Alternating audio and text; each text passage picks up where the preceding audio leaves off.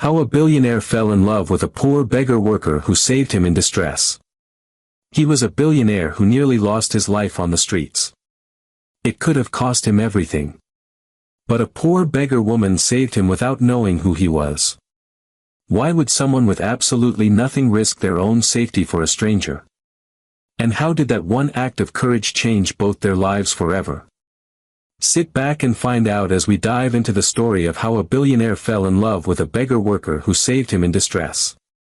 In the heart of Lagos, where luxury cars speed past homeless people every single day, where the rich and poor live in completely different worlds that never touch, something extraordinary was about to happen.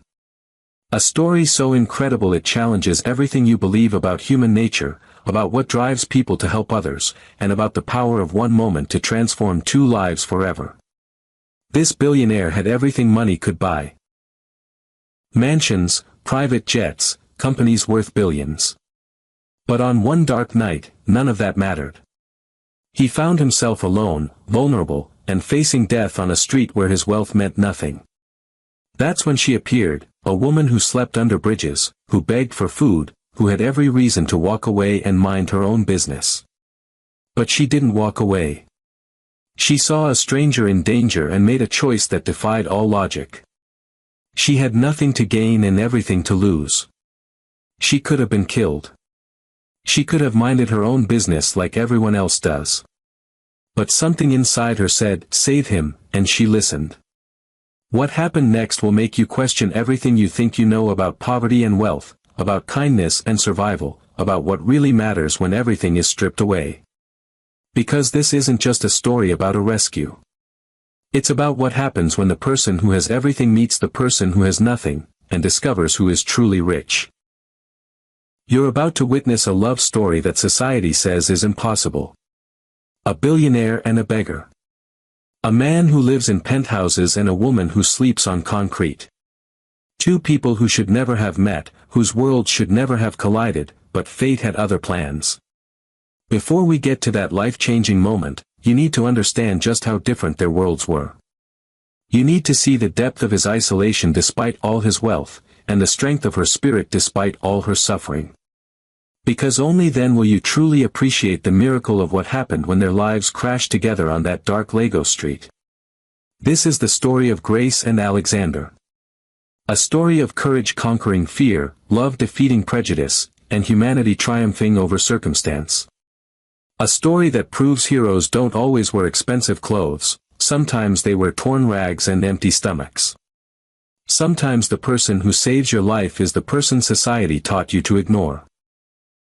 Are you ready to see how one moment of bravery created a love story that broke every rule? Are you ready to discover what happened when a billionaire met his guardian angel, and she turned out to be everything he never knew he was looking for? In the shadows of Lagos's towering skyscrapers lived a young woman named Grace. At 24 years old, she had already lived 3 lifetimes of pain. Every morning before the sun painted the sky, Grace would wake up on the cold concrete under the third mainland bridge, her only shelter a piece of torn plastic sheeting that barely kept out the rain. Beside her slept Mercy, her 6-year-old sister, the only family she had left in this cruel world. Mercy's tiny body was thin from hunger, her cough getting worse each day. Grace would watch her sister sleep and whisper the same desperate prayer every morning, "God, just help us survive one more day. Please don't take her too." Grace wasn't born on the streets. 3 years ago, she had been a construction worker, one of the few women brave enough to carry cement blocks and mix mortar under Lagos's burning sun. The work was backbreaking, but it put food on their small table after their parents died in a building collapse. Grace had been working on that very same building when it happened. She watched helplessly as the structure crumbled, taking her mother and father forever. But life wasn't finished breaking Grace yet. 6 months after burying her parents, the site supervisor accused her of stealing tools. It was a lie, Grace had never stolen anything in her life. But who listens to a poor, orphaned girl over a man with authority? She was fired immediately, blacklisted from every construction site in Lagos, and thrown out of the tiny room they called home. With no money, no job, and nowhere to go, Grace made the hardest decision of her life. She took Mercy to the streets. "It's just temporary," she told her frightened little sister. "Just until I find work again." That was 10 months ago. Now, every day was a battle against death itself. Grace positioned herself at the busiest traffic intersection near Victoria Island, holding a cardboard sign that read, "Please help, my sister is dying." Cars would stop at red lights, and Grace would approach with Mercy clinging to her side, both of them skeleton-thin and desperate. Some drivers would crack their windows and drop 20 or 50 naira into Grace's outstretched hand. Others would stare straight ahead, too uncomfortable to acknowledge that people like Grace existed in their perfect world. The money Grace collected barely bought them one small meal to share each day. Grace had learned to go without food so Mercy could eat.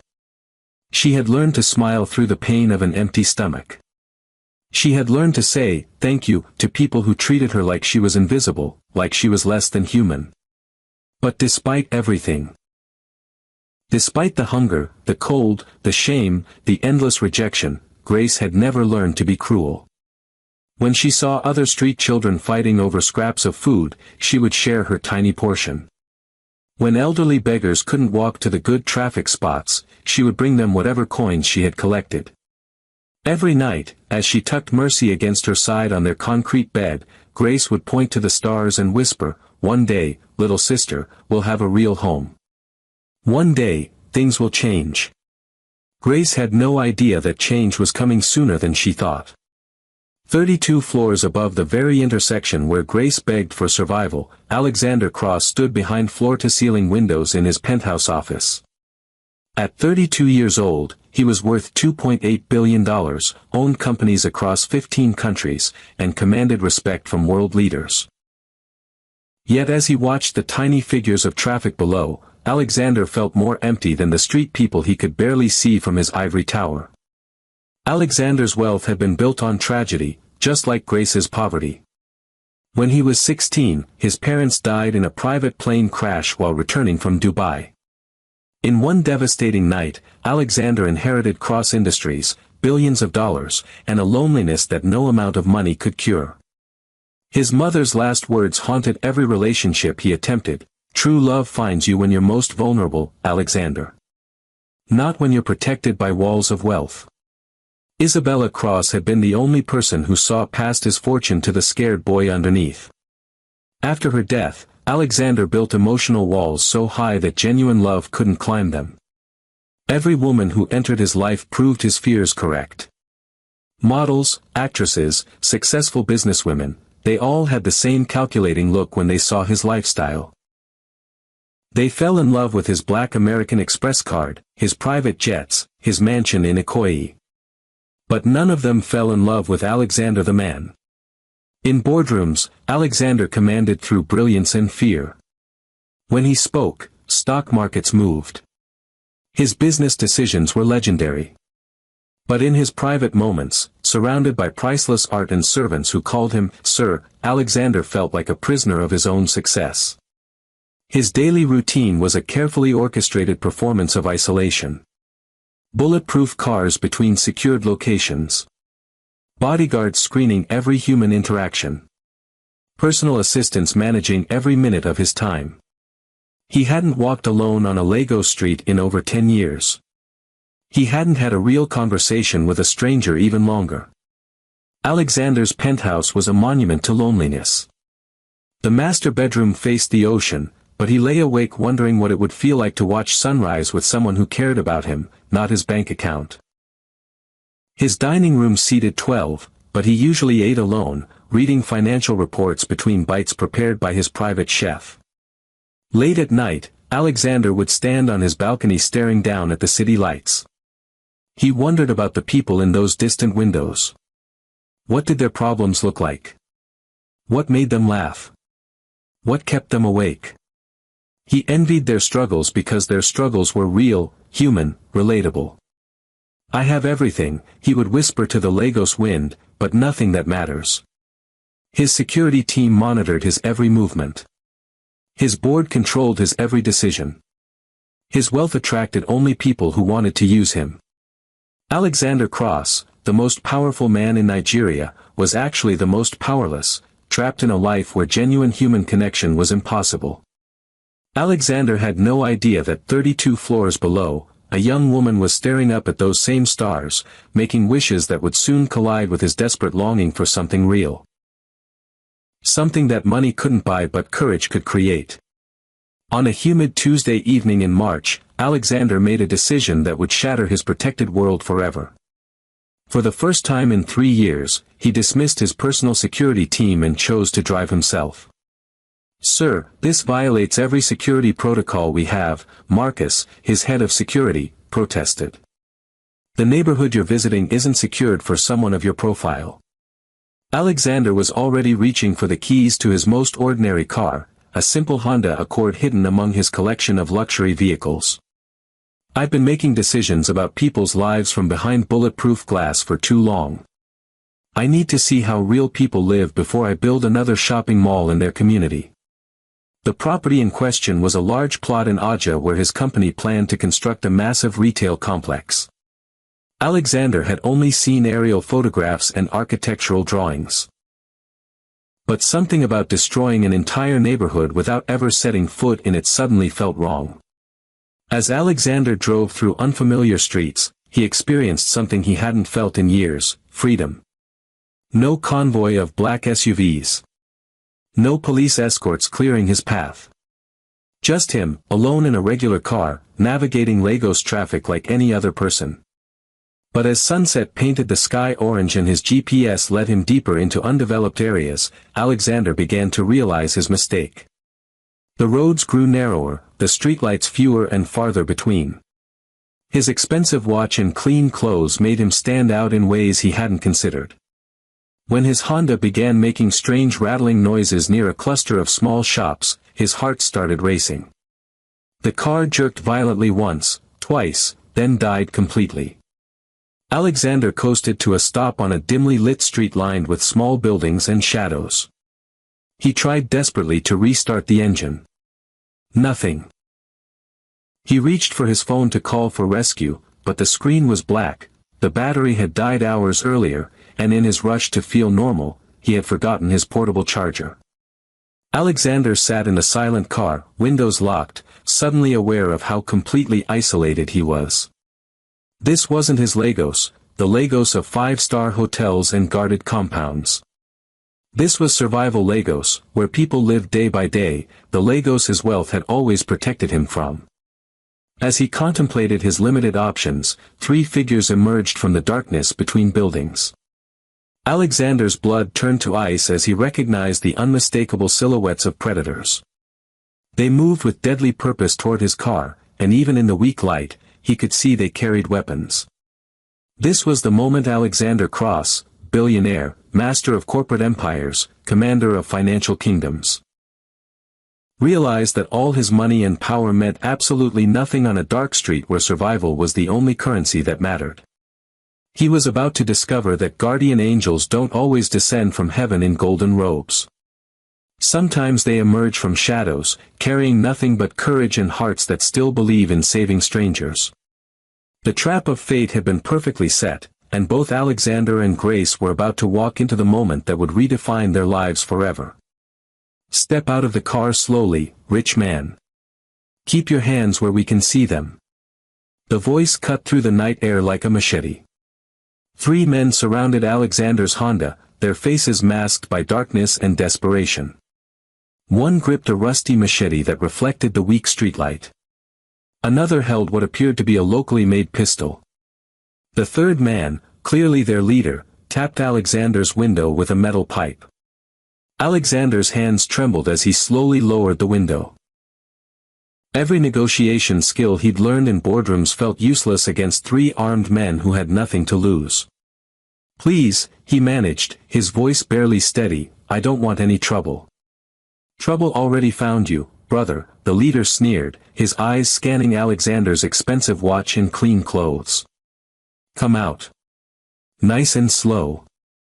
As Alexander stepped from the car, he felt more vulnerable than any moment in his privileged life. No bulletproof vest. No panic button. No security team racing to rescue him. Just him and 3 desperate men who saw him as their lottery ticket. Everything. Phone, wallet, watch, rings, now. The man with the machete stepped closer, his weapon raised threateningly.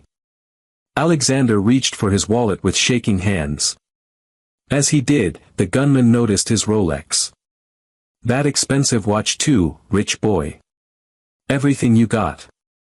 From her makeshift bed under a nearby abandoned shop's overhang, Grace stirred at the sound of angry voices. She had been lying awake anyway, worried about Mercy's worsening cough that echoed in the silence. Carefully, she lifted her head and peered around the corner of the crumbling building. What she saw made her blood freeze solid. 3 armed men robbing someone at gunpoint. Her first instinct was pure survival: stay hidden, protect Mercy, don't become another victim. This was street rule number 1, mind your own business, don't be a hero, don't get involved in other people's problems. But as Grace watched the victim hand over his belongings, something stirred deep in her chest. The man looked absolutely terrified, completely helpless, totally alone. She thought about all the times people had walked past her and Mercy without helping, and her heart ached for his fear. Please, Alexander was pleading with his attackers, take everything, but don't hurt me. I have people who depend on me. It was partially true, his employees, his business partners, but mostly he was just desperate. Shut your mouth. The leader raised his metal pipe to strike Alexander. Rich people like you think money makes you untouchable. Tonight you learn different. That's when Grace made the decision that would change 2 lives forever. She quietly picked up a broken bottle from the debris beside her sleeping spot, took a deep breath that could have been her last, and stepped out of the shadows into the light. Thief! Thief! Armed robbers! Her voice exploded through the night silence like thunder. Police! Help! Somebody help! Thieves! Grace began hurling stones and broken concrete while screaming at the top of her lungs, creating chaos and confusion that shattered the robbers' control. Where that noise coming from? One shouted, spinning wildly. Police coming. Run, another panicked. In the confusion, the leader swung his machete at Alexander, slashing his arm before all 3 men fled into the darkness. Grace rushed toward the bleeding stranger, having no idea she had just saved the richest man in West Africa. Blood poured from Alexander's arm as he collapsed against his car, clutching the deep machete wound. The world spun around him, and he could feel consciousness slipping away. Through the haze of pain and shock, he heard footsteps approaching, but were the robbers returning to finish what they started?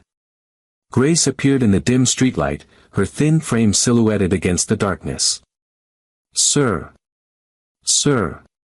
Are you okay? She knelt beside Alexander, and when she saw blood soaking through his shirt sleeve, her eyes widened with alarm. I'm bleeding badly, Alexander whispered, his voice growing weaker. He looked up at this stranger who had risked everything to save him. Even in the faint light, he could see she was young, wearing clothes that had seen far better days. But her eyes burned with genuine concern for his welfare. Don't worry, Grace said with quiet determination. I'm going to help you. Without a moment's hesitation, she tore a long strip of fabric from her own dress, the only decent piece of clothing she owned. It was old but clean, and she wrapped it tightly around Alexander's bleeding wound with practiced efficiency. Why did you help me? Alexander asked, staring at her in amazement. Those men had weapons. You could have been killed for interfering. Grace continued applying pressure to stop his bleeding. Because it was the right thing to do. Nobody deserves to be hurt like that, no matter who they are. Alexander studied her face in disbelief. This woman, who clearly had nothing, had risked her life to save a complete stranger. What's your name? Grace, she replied softly, never stopping her first aid efforts. And you need to get to a hospital immediately. This cut is very deep. My phone is dead, Alexander said weakly. And those men took my wallet with all my cards. Grace's heart sank. She had no phone either, couldn't afford one. But she knew someone who might help. There's a chemist shop not far from here. Mr. Emeka, the owner, he's a good man. He might let us use his phone or at least get you proper medical supplies. Supporting Alexander's weight against her small frame, Grace helped him walk 3 agonizing blocks to the chemist shop. Each step was a struggle for both of them, but Grace never gave up, never complained about his weight or her burden. When they reached the shop, Grace pounded on the metal security gate until lights appeared inside. Mr. Emeka. Please, it's Grace. Medical emergency. The elderly chemist took one look at Alexander's condition and immediately opened his shop. He cleaned and properly bandaged the wound, administered pain medication, and allowed Alexander to rest on a small cot in the back room. The total cost, 1,500 Nigerian nairas. Grace reached into her tiny cloth pouch and carefully counted her money. She had exactly 2,000 Nigerian nairas, savings from weeks of begging that she had planned to use for Mercy's medicine. Without hesitation, she handed 1,500 Nigerian nairas to Mr. Emeka. Alexander watched this transaction in stunned silence. This woman had just spent probably all her money to help him, a stranger. When dawn broke and Alexander felt strong enough to thank Grace properly, he turned to find her. She was gone. Alexander woke up in his own penthouse 12 hours later, his arm properly stitched by his personal physician. But all he could think about was the woman who had saved his life. Grace. The name echoed in his mind like a prayer he couldn't stop repeating. Marcus, he called his head of security the moment he felt strong enough to make calls. I need you to find someone for me. Immediately. Sir, we're already investigating the robbery. We'll track down those criminals who attacked you. No, Alexander said firmly, sitting up despite the pain. Forget the robbers. I need you to find the woman who saved me. Her name is Grace. She's about 24, thin, probably lives somewhere near where I was attacked. Marcus looked confused. Sir, with respect, we have security protocols to review after your attack. Finding one random woman in Lagos isn't exactly a priority. Alexander's eyes flashed with intensity. Marcus, that random woman risked her life to save mine when she had every reason to walk away. She spent money she clearly couldn't afford to get me medical help. Finding her is now my only priority. Within hours, Alexander had hired 3 private investigation firms and offered a 2 million Nigerian nairas reward for information leading to Grace. Posters with his personal phone number went up throughout the neighborhood. He returned to Mr. Emeka's chemist shop personally. Please, Alexander begged the elderly chemist, if she ever comes back here, call me immediately. He left his direct number and enough money to cover Grace's medical expenses for months. But Grace had vanished like morning mist. After the robbery, Grace had moved their sleeping location for safety. She and Mercy now slept behind a small church in a different part of the city, further from main roads but safer from criminals who might recognize the area. Grace had seen the reward posters when she returned to collect their few belongings from the old spot. But Grace couldn't read very well. She had dropped out of school in primary 4 when her parents died. She could make out some words but couldn't understand that someone was desperately searching for her. When other street people told her about the reward money, Grace's pride flared. I didn't help him for payment, she told them firmly. I helped him because it was right. I don't need his money. But Mercy's condition was deteriorating rapidly. Her cough had developed into a fever, and she barely had energy to sit up. Grace knew her sister needed real medical care, but even basic consultation at a government hospital cost money she didn't have. Maybe, whispered old Mama Kemi, who begged near the church, maybe you should find this rich man. Your sister is getting worse every day. Grace looked down at Mercy sleeping restlessly on the church steps. Her little sister's breathing was labored, her forehead burning with fever. For the first time since the robbery, Grace began to wonder if pride was worth more than her sister's life. That night, holding Mercy close as she struggled to breathe, Grace whispered the prayer she had been avoiding: God, if meeting him again is meant to happen, please show me a clear sign. For days after Grace disappeared, Alexander made his daily pilgrimage to Mr. Emeka's chemist shop. It had become his obsession, every morning before work, every evening after board meetings. He would park across the street for hours, watching every person who entered, hoping to catch a glimpse of his guardian angel. Sir, his assistant Julia said during one of these vigils, the board is asking serious questions about your recent behavior. You've missed crucial meetings. The Lagos state contract was awarded to our competitors because you weren't there to present our proposal. Alexander barely heard her. His eyes remained fixed on the chemist shop entrance. She has to come back, he murmured. She has to. What Alexander didn't know was that Grace desperately needed to return, but fear and pride were keeping her away. Mercy's fever had spiked dangerously during the previous night. She had started coughing up blood, and her breathing had become so labored that Grace feared she might lose her sister before morning. Grace knew this was beyond what street remedies could treat. She needed real medicine, and Mr. Emeka's shop was the only place where she might negotiate payment terms. As the sun set on Thursday evening, Grace made her agonizing decision. She wrapped Mercy in their only blanket and began the long, difficult walk to the chemist shop. Alexander had left just 15 minutes earlier. Mr. Emeka, Grace said softly when she entered the shop with Mercy limp in her arms, I need help. My sister is very sick. The elderly chemist looked at Mercy's pale face and struggling breathing. Grace, this child needs a hospital. This is beyond what I can treat here. Please, Grace begged, her voice breaking, just something for the fever, something for the cough. I'll pay you back somehow, I promise. Mr. Emeka's heart shattered. He had watched Grace help others countless times despite having nothing herself. He gathered antibiotics, cough syrup, and fever reducers. No charge, he said firmly. But Grace, that man who's been looking for you, he left money specifically for your medical needs. Grace stiffened.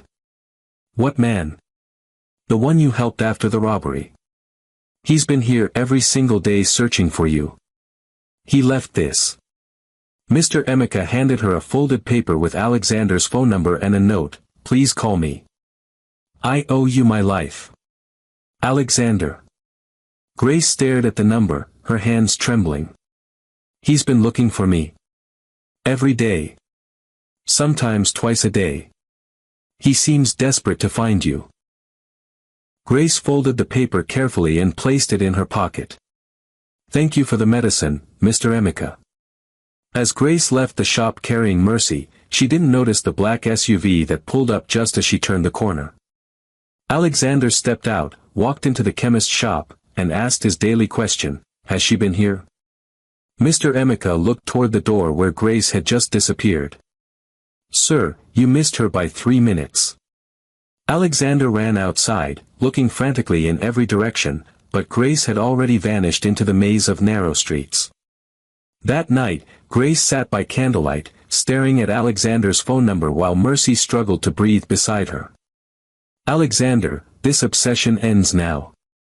The voice belonged to Margaret Cross Williams, Alexander's aunt and second-largest shareholder in Cross Industries. She stood in his office flanked by 3 board members, all wearing expressions of deep concern and growing anger. Obsession? Alexander looked up from the private investigator report scattered across his desk. For 3 weeks, he had spent 50 million Nigerian nairas searching every neighborhood within 10 miles of where Grace had saved him.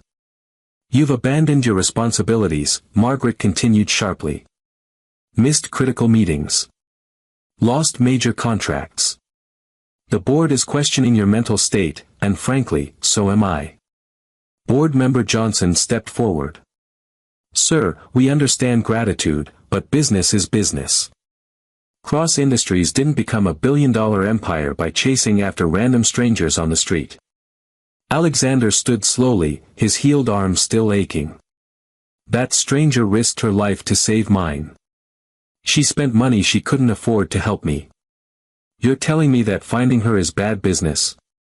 We're telling you that losing your empire over one good deed is, Margaret replied coldly. Your parents built this company with discipline and focus. This behavior dishonors their memory. The words hit Alexander like physical blows. His parents. What would they think?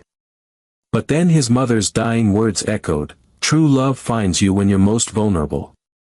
Give me one more week, Alexander said quietly. 1 week to find her, then I'll refocus completely on business. And if you don't find her? Johnson demanded. Then I'll accept it wasn't meant to be. But that same afternoon, Grace faced her own impossible crisis. Mercy collapsed while they were begging at their usual traffic intersection. One moment she was sitting quietly beside Grace, the next she was unconscious on the hot asphalt, her small body convulsing. Help! Somebody help my sister! Grace screamed as cars honked impatiently around them. A kind taxi driver helped Grace rush Mercy to the nearest government hospital. In the overcrowded emergency room, a tired doctor examined Mercy briefly. Severe pneumonia, he announced matter-of-factly. She needs immediate admission, for antibiotics, oxygen support. How much will that cost? Grace whispered, already knowing the answer would destroy her. 50,000 Nigerian nairas for the first 3 days just to stabilize her. Full treatment could cost much more. Grace's world collapsed. 50,000 Nigerian nairas might as well have been 50 million Nigerian nairas. She stared down at Mercy's unconscious form, her sister's breathing shallow and labored. If you can't pay immediately, the doctor continued without emotion, we can give her basic pain relief and discharge her. But without proper treatment. He didn't need to finish. That night, Grace sat beside Mercy's bed in the charity ward, surrounded by other dying children whose parents also couldn't afford proper care. She pulled out the crumpled paper with Alexander's phone number. For the first time in her life, Grace understood that pride was a luxury she couldn't afford. Not when Mercy's life hung in the balance. She had spent weeks refusing to contact Alexander because she didn't want his money. But now, watching her sister struggle for each breath, Grace realized that some things were worth swallowing your pride for. Tomorrow, she would make the call that would change everything. But Grace never got the chance to make that phone call. At 4:30 a.m., a nurse shook her awake with urgent news. Your sister's condition has deteriorated critically overnight. She needs emergency surgery immediately, or we could lose her within hours. Grace felt her world tilt off its axis. Surgery. How much? 200,000 Nigerian nairas. That's just for the surgery. Intensive care afterward will cost more. Grace stared at the impossible number. 200,000 naira.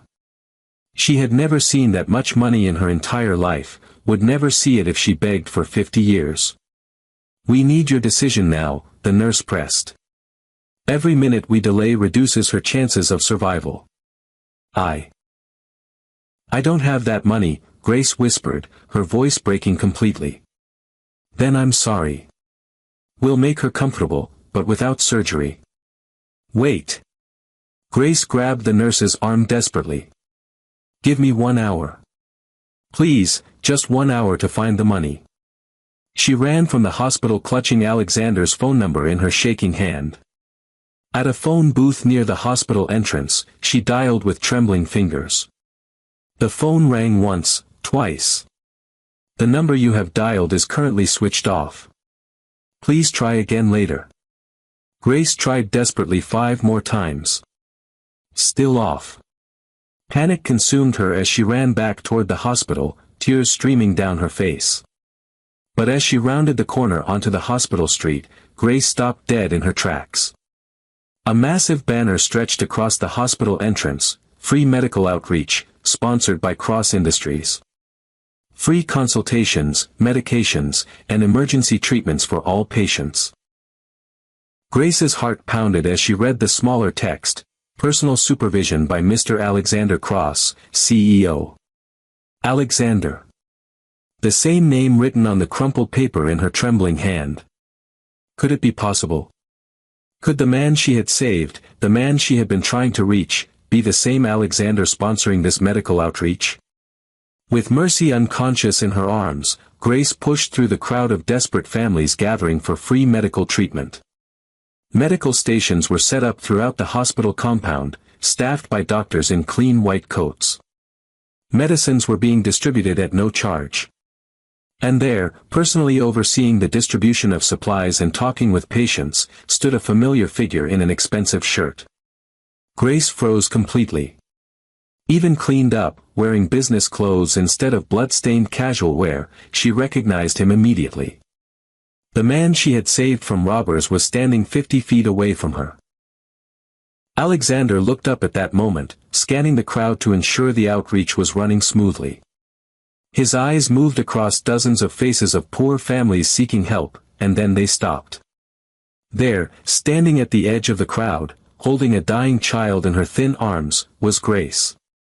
Their eyes met across the space filled with desperate humanity and busy medical staff. For a frozen moment, neither moved. Alexander's face showed pure relief, recognition, and something deeper. Grace's showed shock, confusion, and desperate hope. "It's you," Alexander said softly as he walked toward her, wonder filling his voice. "My guardian angel." Grace looked down at Mercy's unconscious form, then back at Alexander. "Your arm," she said quietly. "It healed." "Grace," Alexander said gently, "what's wrong with your sister?" "She's dying," Grace whispered, tears streaming down her face as she held Mercy's limp body. "The doctors say she needs emergency surgery within the hour, but it costs 200,000 Nigerian nairas. I tried to call you, but your phone was off, and I don't know what else to do." Alexander immediately stepped closer, examining Mercy's pale, unconscious face. "What kind of surgery?" "Severe pneumonia with complications. They said without the operation, she won't survive the day." Grace's voice shattered completely. "I've failed her. I'm supposed to protect her, and I've failed completely." "No," Alexander said firmly, placing a gentle hand on Grace's trembling shoulder. "You haven't failed anyone. You're the strongest, most courageous person I've ever met." He turned to one of the doctors supervising the outreach. "Dr. Adebayo. Emergency consultation needed immediately."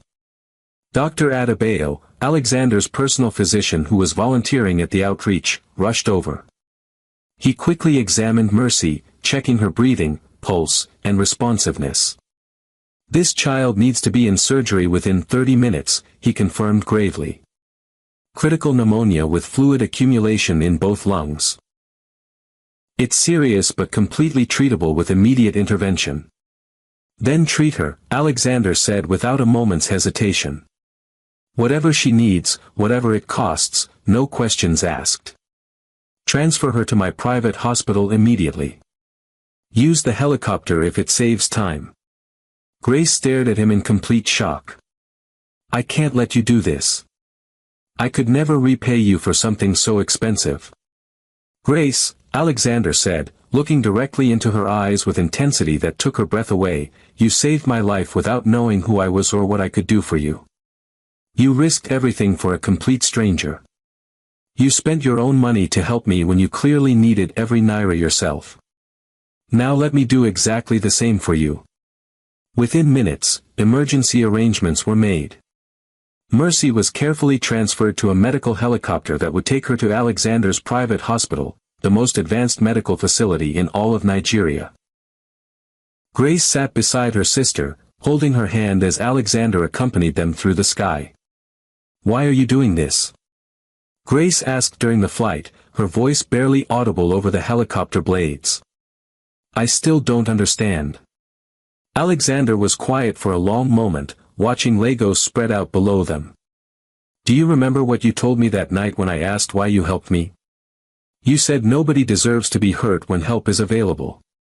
Well, no child deserves to die when help is available." At the hospital, Mercy was immediately rushed into surgery. Grace found herself in a private family waiting room, luxury beyond anything she had ever experienced. Soft leather chairs, air conditioning, clean water, and food brought by nurses who treated her with genuine respect despite her shabby clothes. Alexander brought her clean clothes and something to eat. "The surgery will take several hours," he said gently. "Dr. Adebayo is the best pediatric surgeon in West Africa. Mercy is in the best possible hands." For the first time in months, Grace allowed herself to hope. "I don't know how to thank you for this."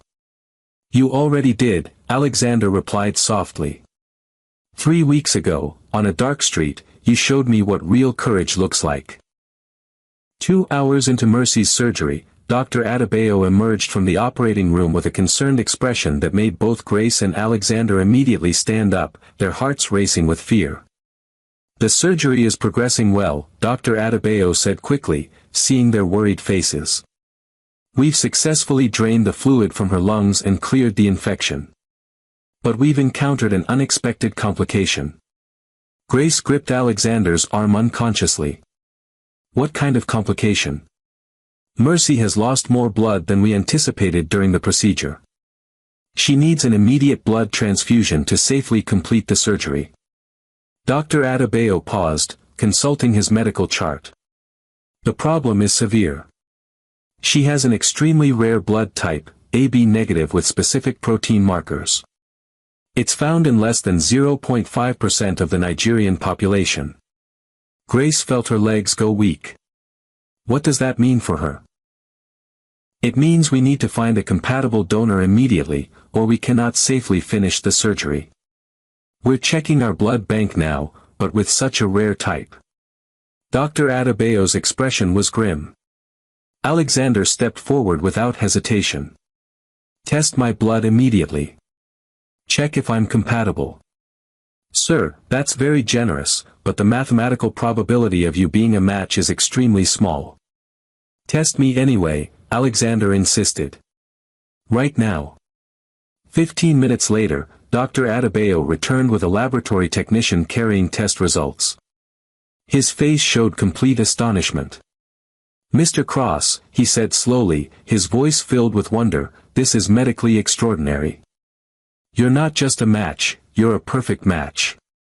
Not only do you share the same rare AB negative blood type, but your tissue compatibility markers are remarkably similar to the child's.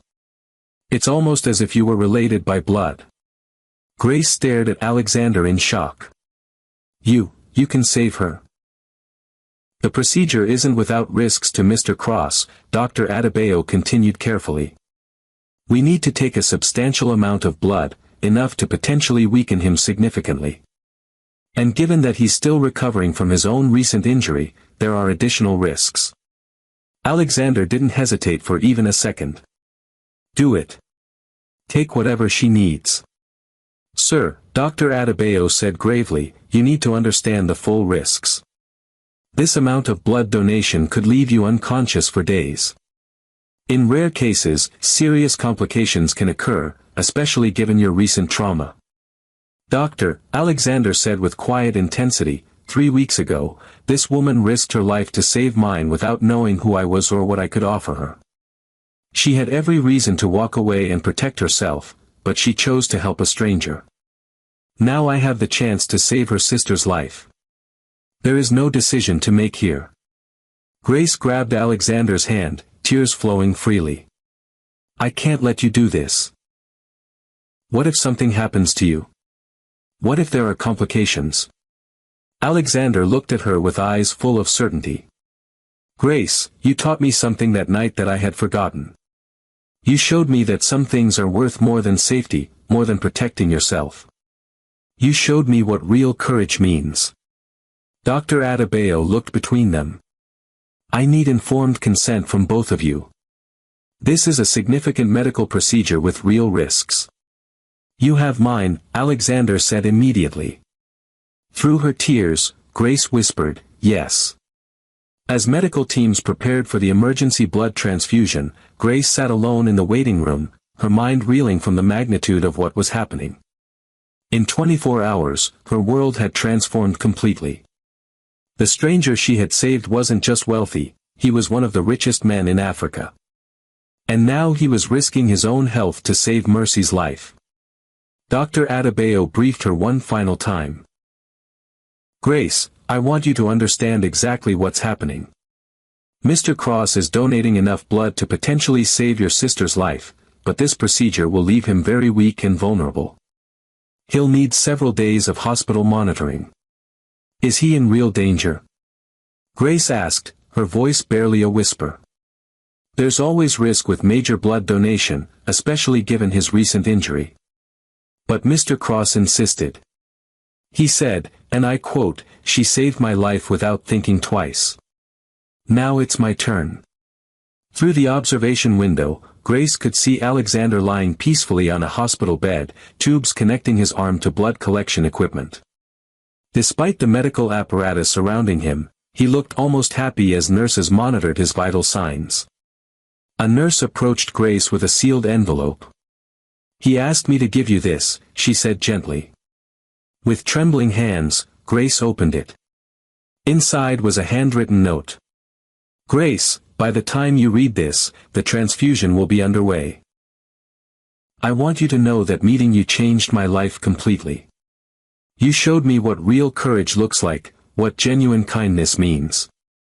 You saved more than my life that night, you saved my soul. Now let me save your sister's life.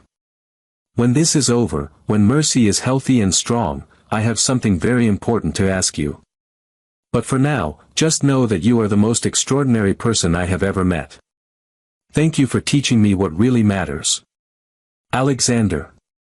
Grace pressed the letter to her chest, overwhelmed by emotions she had never experienced. This man barely knew her, yet he was willing to risk everything for her family. 3 hours passed like 3 years. Grace paced, prayed, and worried. Finally, Dr. Adebayo emerged with the brightest smile she had ever seen. "The surgery was a complete success," he announced. "Mercy is stable, the transfusion worked perfectly, and she's going to make a full recovery. Both patients are resting comfortably." Grace collapsed into a chair, sobbing with relief and gratitude that seemed too large for her body to contain. The next morning, as Grace sat between Mercy's and Alexander's recovery rooms, a nurse brought her a newspaper. The headline made her gasp. "Billionaire risks life to save street child, the incredible love story that started with a robbery." Grace's photo was on the front page alongside Alexander's. By noon, Grace's borrowed phone was ringing constantly. Reporters, TV stations, people she had never met, all wanting to know about the beggar who captured a billionaire's heart. Her anonymous life was over forever. But as she looked at Mercy breathing easily and Alexander recovering from his sacrifice, Grace realized that some changes were worth everything. The question now was, what would happen when the whole world discovered their impossible love story? Will Grace be able to handle the media spotlight? How will Alexander's wealthy family react to his feelings for a former beggar? And what was the important question Alexander wanted to ask Grace? Can love really bridge the gap between the streets and penthouse suites? Comment below, do you think Grace should embrace this new life or return to her independence? Type "new life" if you think she belongs with Alexander, or "independence" if you think she should stay true to her roots. Part 2 drops soon, where the real love story begins and where society's judgment will test whether true love can conquer all. Don't forget to subscribe and hit that notification bell.